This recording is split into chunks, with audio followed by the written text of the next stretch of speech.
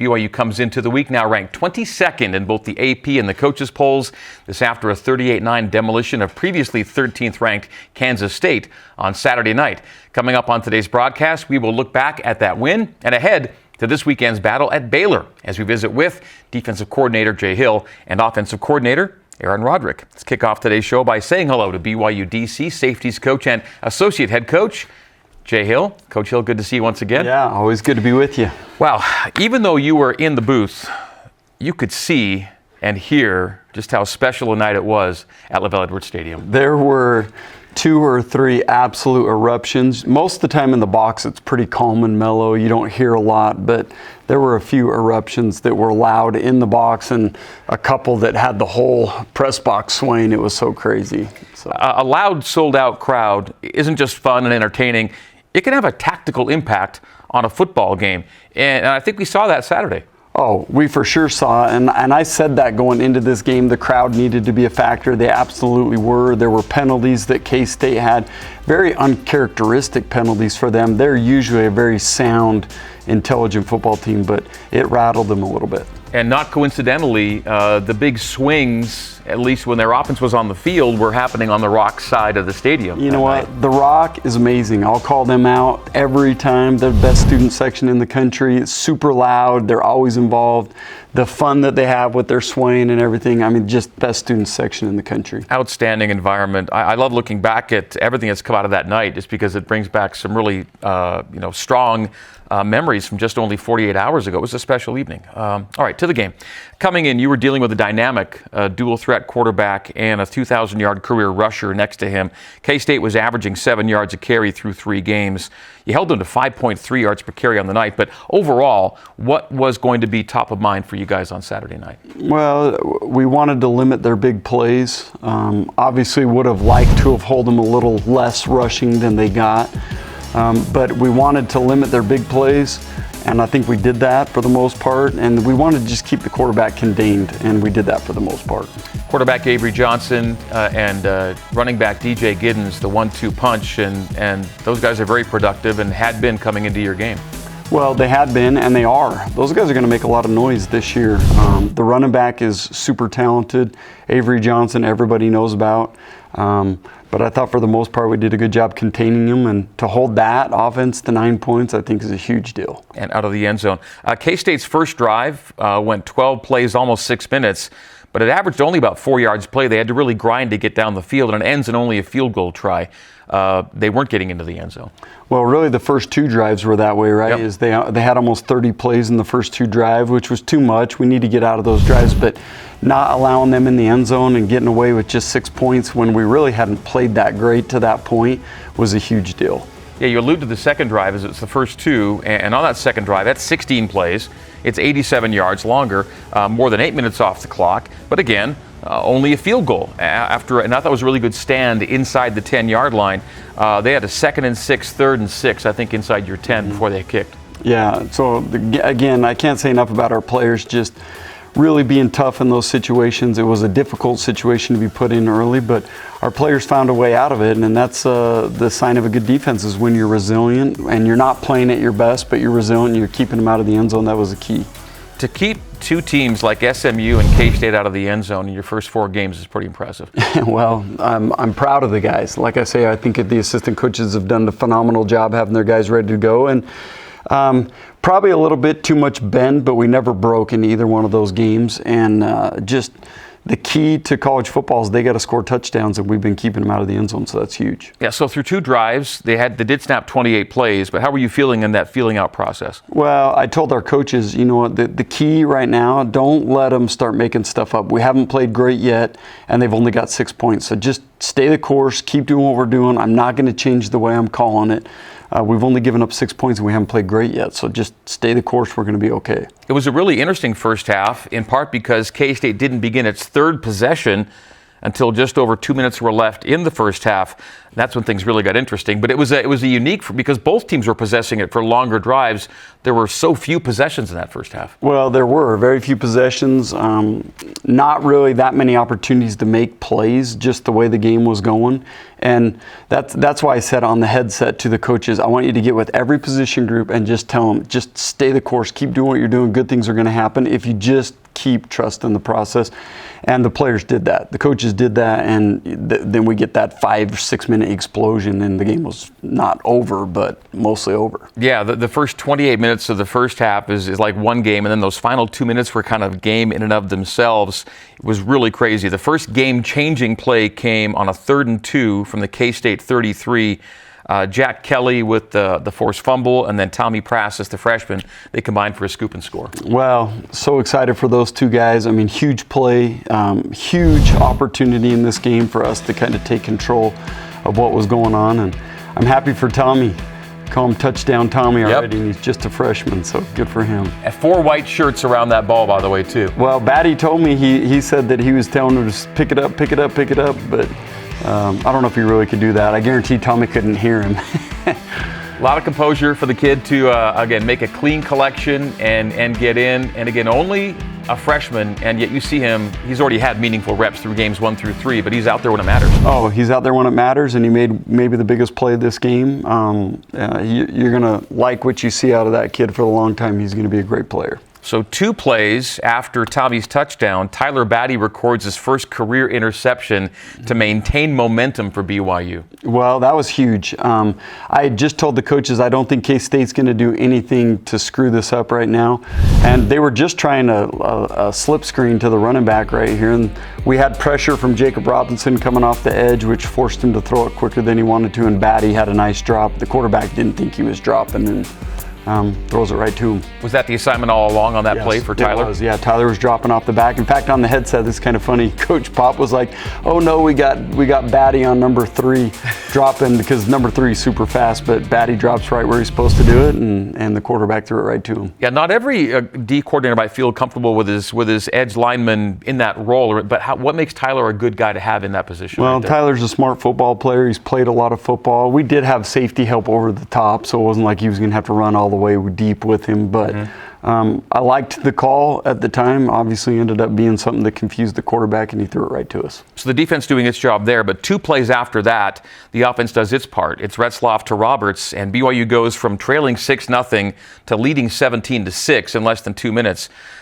You've coached a lot of football. I don't know that you've ever seen as dramatic a swing in that little time on a football field. Well, we talk about playing complementary football all the time, and it's offense, it's defense, it's special teams. I thought the offense stepped up big time in this game. They were able to run the ball when they needed to run it.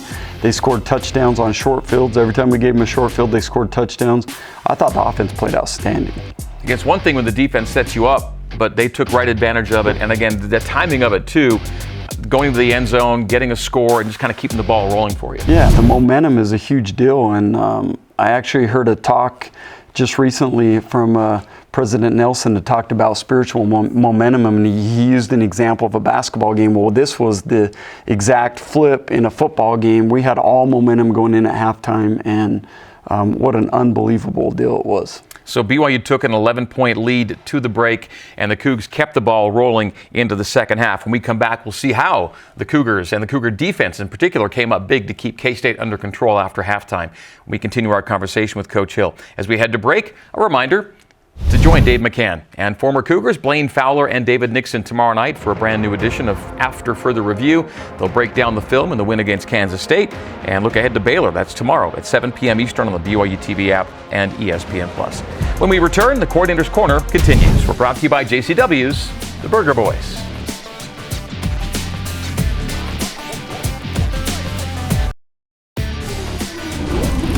Coordinator's Corner is presented by JCW's The Burger Boys and Intermountain Health, official medical provider for BYU Athletics. We are back on the Coordinator's Corner, visiting with BYU defensive coordinator, safeties coach, and associate head coach Jay Hill. Coach Hill and the Cougs victorious over K-State Saturday night, 38-9. The final, BYU improves to 4-0 on the season and enters both the AP and the coaches' polls at number 22. Next up, trip to Waco to face 2-2 Baylor on Saturday morning. It'll be a 10 a.m. Mountain Time, 11 a.m. Central Time kick at McLean Stadium. Well, we've been into the break with BYU leading K-State 17-6 following that sudden turnaround in the final 2 minutes of the first half.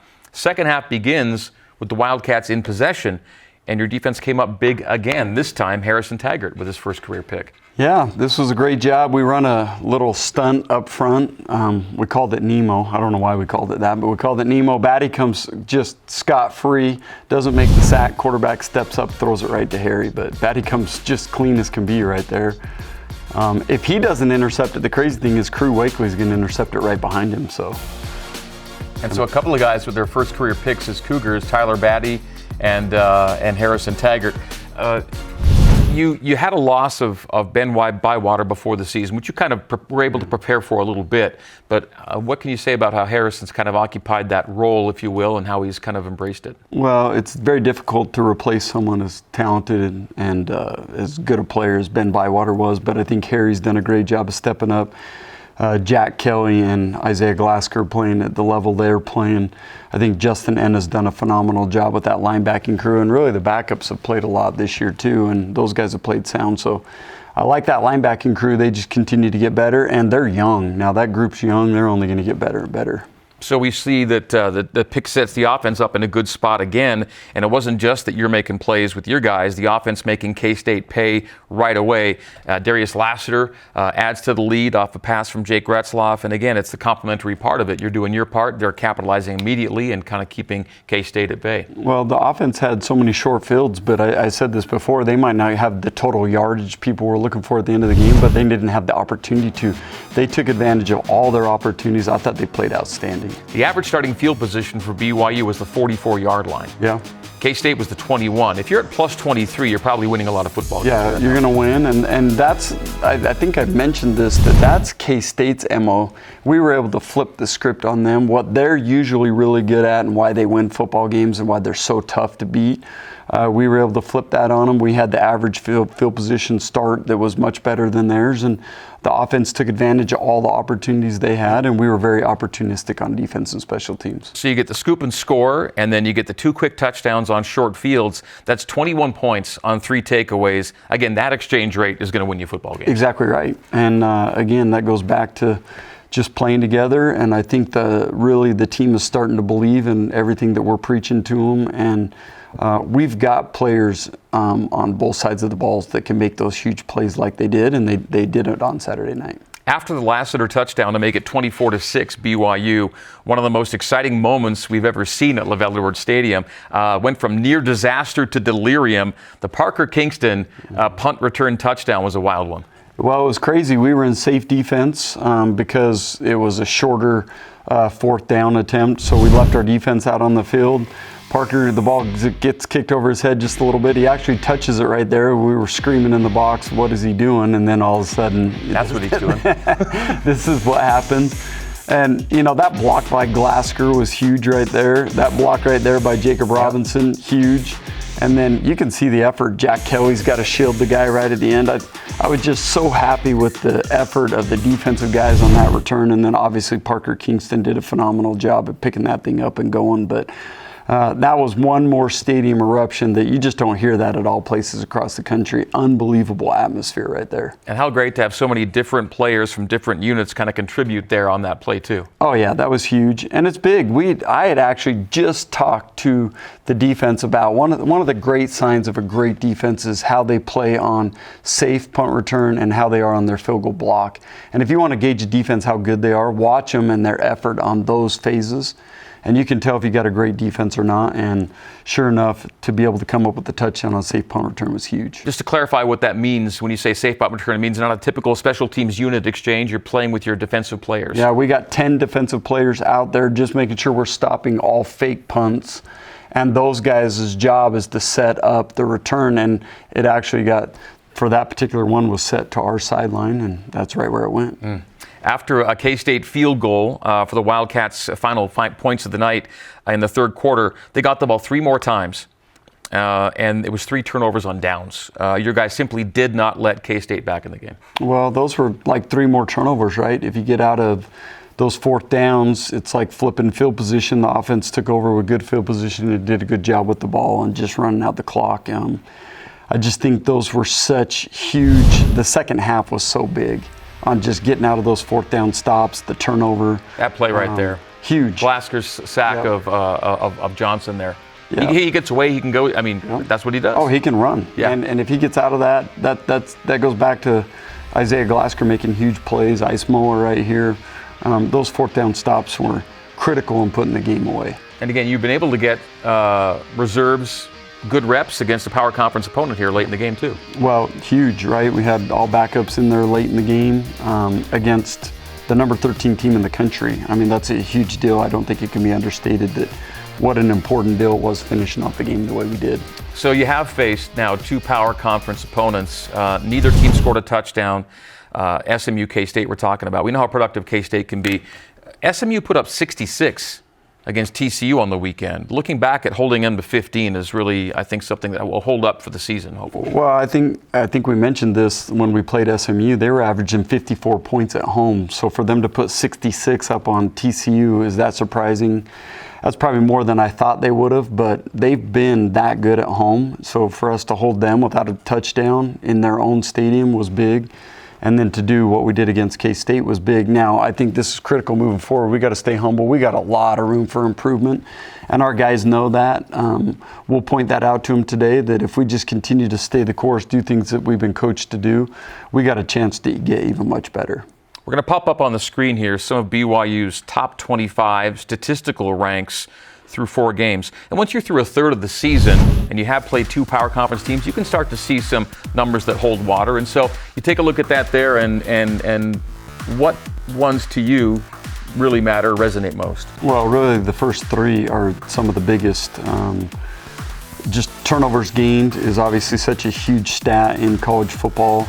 Red zone touchdown percentage is what we base it on. If we can hold them to field goals, we're usually doing what we need to do to get out of drives. And then pass efficiency right now has been outstanding through 4 games. They're going to get tested more as the year goes on, but to this point, it's been really good. Yeah, a lot of good stuff right there. Okay, let's continue with the good stuff and take a look at some players of the week. We'll start with defense. Jacob Robinson gets the nod this week. Yeah, Jacob's just steady Eddie, right? He does what he's supposed to do. You don't see him necessarily show up tons in the game because he's always covering his guy so well. The quarterbacks rarely throw it to him, but he's been super productive in coverage. He had more tackles in this game, just showing up at that nickel spot. And again, that guy is one of our very best players for sure. To special teams, Parker Kingston was named Big 12 Special Teams Player of the Week this morning, not surprisingly. He is one of Coach Papinga's special teams players of the game for BYU. And also a couple of your guys, defensive players, are also part of the special teams group. He went Parker Kingston, Isaiah Glasker, and Jack Kelly for special teams. Well, you look at those blocks that Jack Kelly and Glasker had, and then also those guys are on punt team. They're such huge players in our overall productivity and scheme.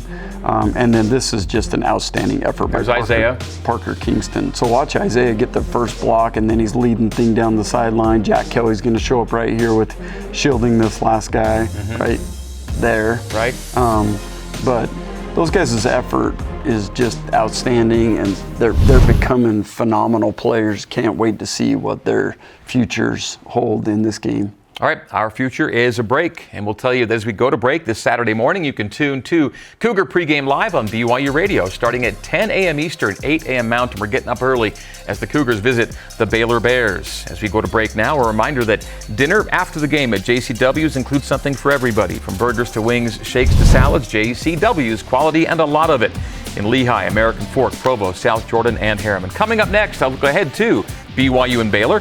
BYU defensive coordinator Jay Hill. You're in the Coordinator's Corner. We're brought to you by JCW's The Burger Boys.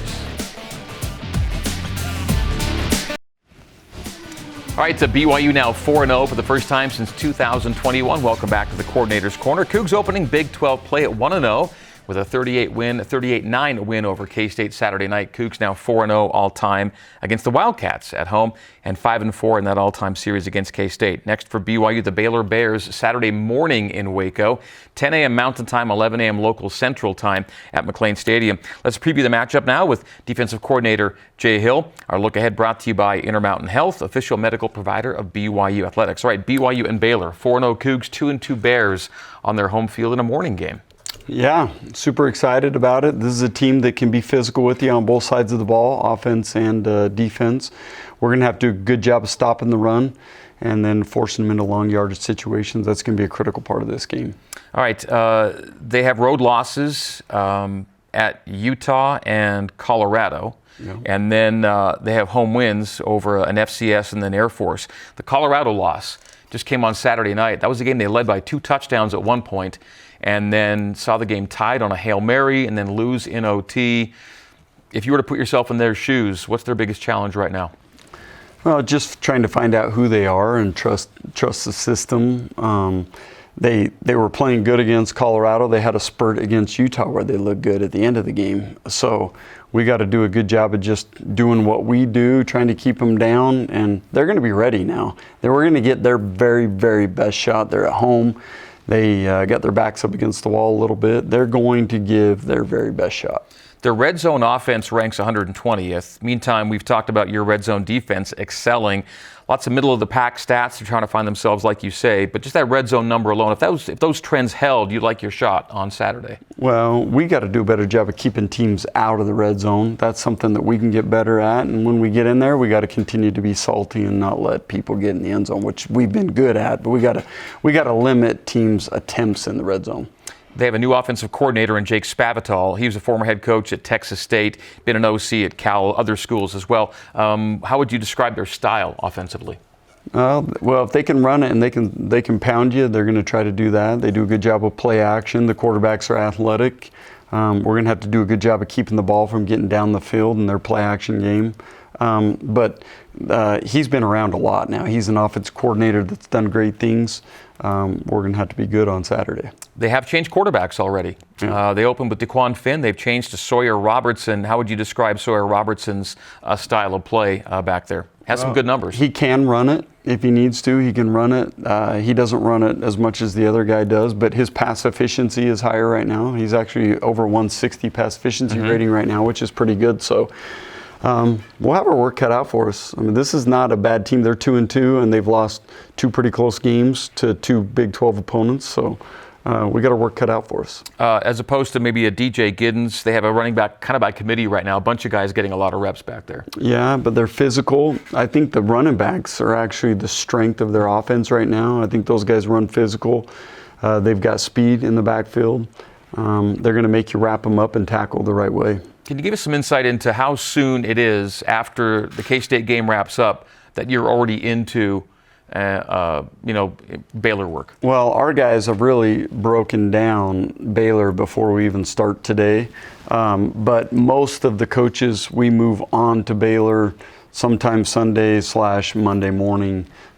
This morning's been almost all Baylor that we've looked at. Again, you have a lot of people working on it, but you personally, when do you want to kind of get eyes on a team to get a sense? Well, I spent some time on Baylor back in the summer just to try to get an idea about personnel and who they were, and then I spend most of my time today is when I get really rolling on them. Okay.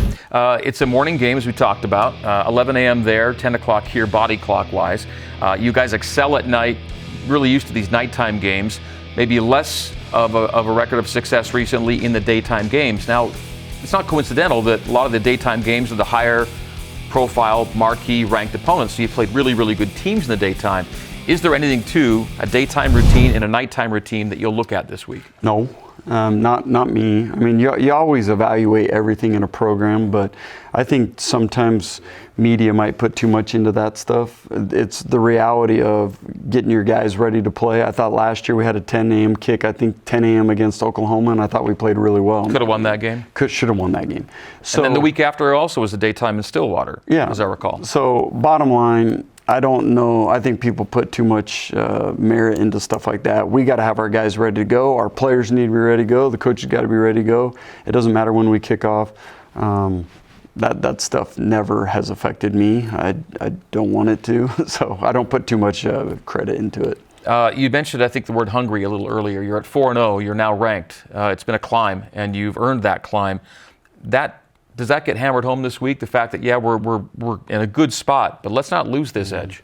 Well, the best part about being 4-0 is an opportunity to be 5-0, and if you don't take advantage of it, then you didn't handle it the right way. And I think we stay humble, we stay hungry, and we prepare like we have the first 4 games of the season, and we'll like the outcome. But as soon as you start thinking that you've arrived and that you can change the process a little bit, that's when you get humbled again, and we can't do that. Kalani in postgame said our next statement comes against Baylor. It feels like he's treating each week as a statement. Like, it's not a season statement. It's a game-by-game statement about your team. Well, I know that's kind of coach talk, but that's reality. Is if you look past one opponent to the next, you'll get beat. And our deal is we got to treat Baylor like it's the biggest game of the year, because it is. And we got to go down there and give them our best effort, because that's what it's going to require to win on the road in the Big 12. Is your plan, by the way, still to be, you said you'll probably be coaching from the booth through the bye week. The bye week comes next week. Is that kind of still your plan right now? Yeah, it's for sure the plan through the bye week, and then we'll assess it 2 weeks from now. I kind of like the box and my ability to just kind of see everything and hone in on my call sheet and what they're doing, and it's been successful for us this far. So I'll assess that here next week. Could you see yourself staying there just because it has worked out well? Well, if it's good for the ticker, then that's what we'll keep doing. But I don't know. Right now it's been good for us, and like I say, I think we need to reassess where it's at. But my thought would be probably stay in the box. Last couple things for you here before Coach Roderick comes in. How is the health, the recovery process? Honestly, frustrating at times. I want to be doing more. I don't want to be dumb with it. I want to kind of listen to doctors, but we also have a job to do. And so it's that frustrating balance on what does that look like. The players have handled it outstanding. I really think the coaches have done a good job with it. I want to be there and do everything that I'm always used to doing, but I want to be smart as well. I owe that to Sarah and the kids and to BYU to make sure that I'm at my best. So it's a funny balancing act right now. Are there benchmarks you're having to hit as you go along on this thing, or is it kind of steady as she goes for like the foreseeable future where it's kind of moderated? I guess benchmarks week to week right now, and just making sure you feel the right way is kind of the benchmark I'm given. And I try to be smart, but there's times also where you might have to pull back a little bit. Okay, last question I have for you has to do with the team health. With a bye week just around the corner, you've gotten through 4 of 5 games. Where would you say our the team defensive health is at this point? Well, for the most part, very good. I think our sports scientists, I mentioned this before, are doing a phenomenal job with that. We got guys that will get back that will make us better, especially on offense. There's a few. For the most part, we're staying mostly healthy right now. We got a couple dings that we'll work on, but for the most part, we're in a good spot. Awesome. Coach, always great to have you here. Thanks for the time. Thank you so much. Have a great week. Tomorrow night, join us for BYU football with Kalani Sitake as the coach and a special guest look back at their win with Kansas State against Kansas State and ahead to the weekend. Watch Tuesdays, 8:30 p.m. Eastern on the BYUtv app or ESPN+. Coming up next, BYU OC Aaron Roderick joins us as the Coordinator's Corner continues. We're brought to you by JCW's The Burger Boys.